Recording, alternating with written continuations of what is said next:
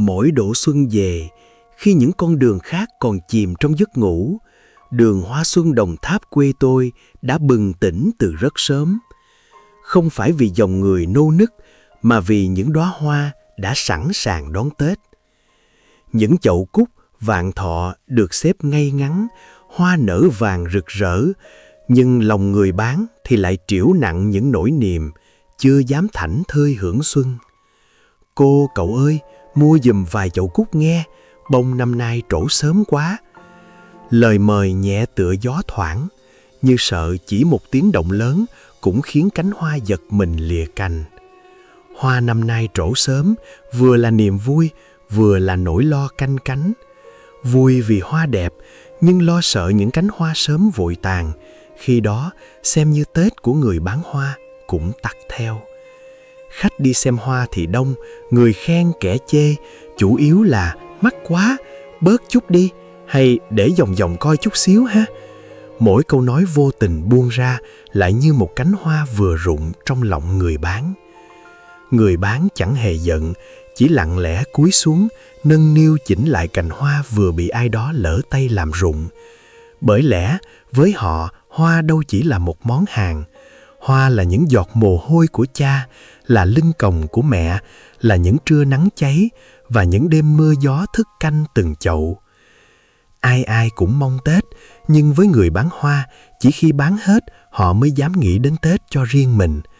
Có người đắt hàng, có người ế ẩm, nhưng ai cũng ấp ủ một hy vọng, ít nhất cũng được về nhà trước giao thừa. Thường thì đêm 29 Tết, khách đã thưa dần. Người bán hoa không còn cất tiếng mời nữa, chỉ còn ngồi lại lặng lẽ giữ từng bông. Người già trải chiếc mùng mỏng, chui vào nằm tạm bất kể chỗ nào có thể, miễn sao canh chừng được những đứa con tinh thần mà cũng là tài sản của mình. Không phải để ngủ lấy lại sức khỏe cho những ngày giật giụa, mà là để dành sức cho buổi bán hàng vất vả ngày mai, ngày cuối cùng của cả một năm đầy hy vọng. Cái lạnh của những đêm giao mùa len lỏi qua từng lớp vải mỏng, những bàn tay run run.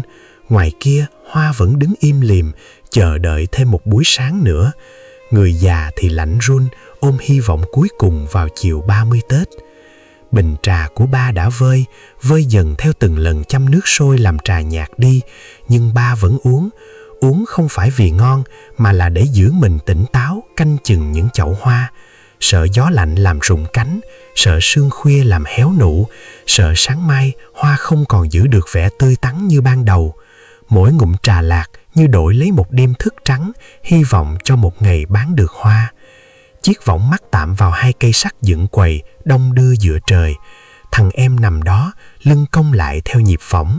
Nó mệt tới mức ngủ say chẳng cần biết ngoài kia ồn ào ra sao. Trong giấc mơ, chắc hẳn nó thấy hoa đã bán hết, thấy ghe quay mũi về quê, thấy má cười và ba không còn phải uống trà khuya. Một giấc mơ nhỏ bé thôi, nhưng đủ nuôi nó đi qua mấy ngày cận Tết nhọc nhằn. Cô ơi cô, xin hãy mua giùm. Tôi trồng hoa nên thương chúng vô cùng. Hoa cùng tôi dãi dầu mưa nắng, là mùa hôi, là Tết đó cô ơi. Xuân ơi Xuân, ta đâu dám trách người mua thêm một bước 10. Ta chỉ buồn nếu vắng bóng những con đường hoa khoe sắc thắm, thì Tết đâu còn trọn vẹn niềm vui. Người trồng hoa quê tôi luôn làm đẹp cho đời, nhưng cũng cần có Tết cho riêng mình. Đêm 30 không ai nói ra, nhưng ai cũng ngầm đếm từng chậu hoa còn lại, đếm từng giờ trôi qua. Chỉ cần bán hết là được về, không cần lời chúc tụng, không cần pháo hoa rực rỡ. Chỉ cần ghe quay đầu, đậu lại bến quê là Tết đã thật sự đến rồi. Ghe về đậu bến quê, hoa được mùa, được giá, giao thừa rồi đó cô ơi. Mua dùng vài chậu cúc bà con cô bác ơi, gần giao thừa rồi.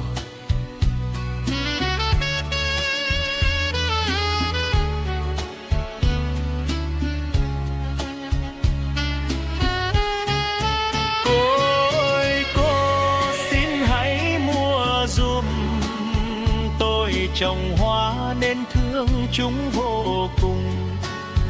Hoa cùng tôi dại dầu mưa nắng, làm mồ hôi là Tết đó cô ơi.